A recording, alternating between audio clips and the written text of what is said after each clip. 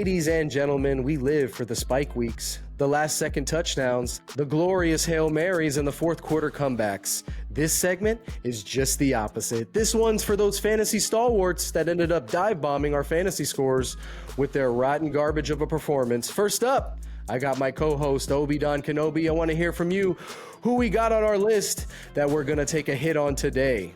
Man, there's only one person who could have ruined my start to football, man. I was happy all week. I've been cooking. I've been cleaning. My fiance's been thrilled. Stuff around the house is done. And then I ran into Kadarius Toney Baloney. Man, how do you have that bad of a game with Pat Mahomes as your quarterback? Pat Mahomes. The man got 5 targets. He caught one of them. And dear Lord, he only got 1 yard, Jeff. 1 yard. You think that maybe he didn't have the involvement that everybody would need, but no, he got a carry. He just went backwards. He got -1 yards with his carries. Heartbreaking. I mean, it's heartbreaking enough that this man has took his Twitter or X, whatever you want to call it these days. He took his account down, disabled the account. He disabled the comments on his Instagram, and he happened to disable his hands on Thursday night because he could not catch a cold. It's very concerning. Kadarius Toney was somebody who a lot of people were kind of in or out on. Either you believed he was on that verge of a breakout, or you were trying to sell as fast as you can. And Thursday night did nothing but support everybody who sold Kadarius Toney prior to that game, man. But Jeff, I know I'm not the only one who's upset, not the only one who's not a happy camper this morning, sir. Who is bothering you after this football weekend? Oh, man. What happened at 4:20 or whatever the game was on Sunday evening? Geno Smith turned back into a pumpkin. Yikes. He said he didn't expect to come out and lose at all, let alone in this fashion, but hats off to the Rams. They played harder. Geno, get it together. What's going on, man? We just paid you all that money just so you could sit there and go 16 for 26 with a 61.5% completion percentage, 1 touchdown, no INTs, straight dumpster fire. I'm a little concerned about the lack of preparation by the Seahawks that they showed in this one. Let's hope this is a wake-up call, not only for Geno, but the Seahawks as a whole and Pete Carroll as the head coach. I mean, there's very little silver lining to cling to in this one. It was just straight awful and atrocious, and we're looking for a better performance from Geno next week. Hopefully he can rally the team around him and use those weapons a little better to show us a better showing and performance in week 2.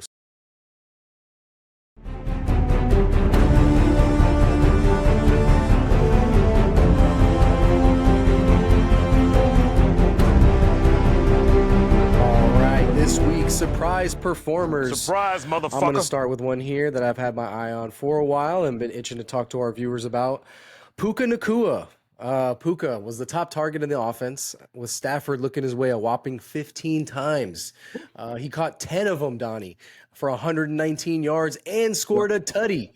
We didn't really know who was going to be the wide receiver 2 in that offense behind Cooper Kupp coming into the year. With an ADP of 293 in PPR and wide receiver 91, the Rams took him in the 5th round from BYU. Puka has star potential, and I think he's going to be filling in a huge void in Cooper Kupp's absence. He does appear to be that next man up. And we need to remember this type of thing for the offseason and to target wide receiver rooms like this where the opportunity can arise because of injury to the superstar. And these are the type of players also that we need to be targeting deep in late rounds of our rookie drafts. They could end up being league winners. Donnie, what do you think about Puka Nacua? No, absolutely, man. We got a guy in our main league, man. He was fortunate enough to draft Puka late, and he just he's seeing the benefits of that, man. And as you mentioned, you want to target these rookies that are coming in to unestablished wide receiver rooms. Clearly, we know Cooper Kupp is established. We're not saying he's not established, but what we are saying is that there were a lot of questions behind Cooper Kupp, and even more questions if you factor in the injury with Cooper Kupp. So Puka came in. Sean McVay, he's a smart guy, man. Very smart guy. If he sees value in a weapon on the offensive side of the ball. He's only going to take somebody in who he thinks can add value to that roster. And we got to see that on Showcase Sunday. And Puka, man, he took advantage of his opportunity. And in Dynasty, man, we're loving when rookies and young players take advantage of the times and the shots that they get. And Puka's looking like a waiver darling going into that first week. 100%. One, man. Get him while you can. Best believe that. All right, who do we got coming into next, Donnie? I know you got a player of your own that you wanted to give a shout out to. Who's your surprise performer this week? Man, I'm gonna do my best. I'm gonna eat a little crow, man. This is somebody who I really wasn't high on. Somebody I had zero shares of in any of my leagues. But I was wrong, man. I was 100% wrong. And Sunday that came to fruition, man. Calvin Ridley. Acquired by the Jags 2022, man. Haven't seen this man on a football field in some time. Over a year and a half, man. Over a year and a half. It's rough, man. I think I feel I was right to have my reservations, but Calvin really wasn't having it, man. All off season, this guy has been building rapport. Trevor Lawrence, Twitter's been going crazy with all the receptions and the route runs. Twitter's been popping off. Popping, man. And Calvin Ridley, we just wanted to know, did he still have it, man? Was he still that dude? Right. And clearly coming out the gates, 8 catches, over 100 yards and a touchdown. Commanded the targets, man. You love to see that from your wide receiver one, and Calvin really is that wide receiver one for them. Last year, man, Christian Kirk, great year, top elite asset as far as a wide receiver. 12 targets in week 1 last year. Love to see it. This year, 3 targets. That's the Calvin Ridley effect, man. Looking like a stud, looking like a league winner. Calvin Ridley looking like a stud, absolutely. Coming off a fantastic game, over 100 yards. Can't believe it. After a year and a half out of football, looking like a superstar again, Calvin Ridley. All right, guys, we're going to finish up today with one last segment. This is one I like to call Weather the Storm. So, guys, if you have players that completely drop the ball for your team, Drake London, do not freak out and trade them away. You have to be able to weather the storm, guys. From week to week in fantasy football, dynasty or redraft, values are going to fluctuate, especially in those first 4 weeks. People are going to have certain perceptions of whatever player in whatever situation. You need to be able to stay even keel here.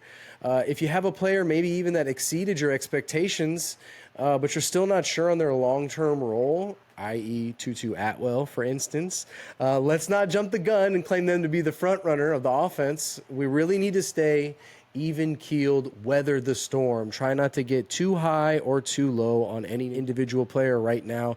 Donnie, what do you think? Weather the storm. What are your thoughts? No, it's important, man. It's a super important process.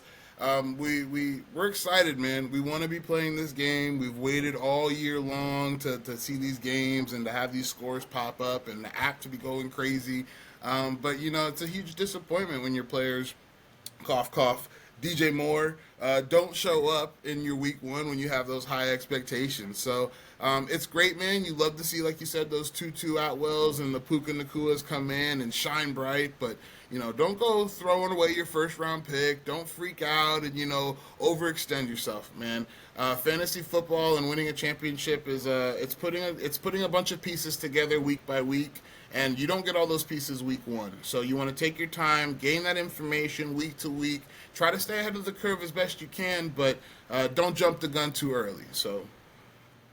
Yeah, guys, you really need to wait for the trade deadline to see where everything's at, with some of these younger players. We really want to see what their role is going to be in the offense, how they look long term, what's the injury situation, is somebody coming back off of injury that's going to take their spot again and take away reps or targets? What's happening there? It's going to take a lot of due diligence week to week, and we don't want you guys freaking out in the beginning of the season, trying to trade away a second-round pick for Tutu Atwell. I think we need to not jump the gun, and we need to just sit back, relax, be like a goldfish. We got to have a memory week to week where we forget the losses and we're on to the next week, onto the waiver wire, see what kind of acquisitions we can make or what trades maybe we need to get ourselves geared up to make as the season progresses. Any other last thoughts you got on this, Donnie, for us? No, man, I think we cleared it up, man. Don't get too high, don't get too low. Just ride the wave, man. It's a fun ride. Just ride the wave. Yes, yes, sir. Ride the wave. And that's going to do it for our last segment today. I hope you guys enjoyed our Dynasty Till Death podcast for you. We're looking to get some more information for you guys and looking to have some more fun in the future, potential giveaways and all kinds of subscriber goodies for you guys. So stay tuned and yeah, Dynasty Till Death. We're out.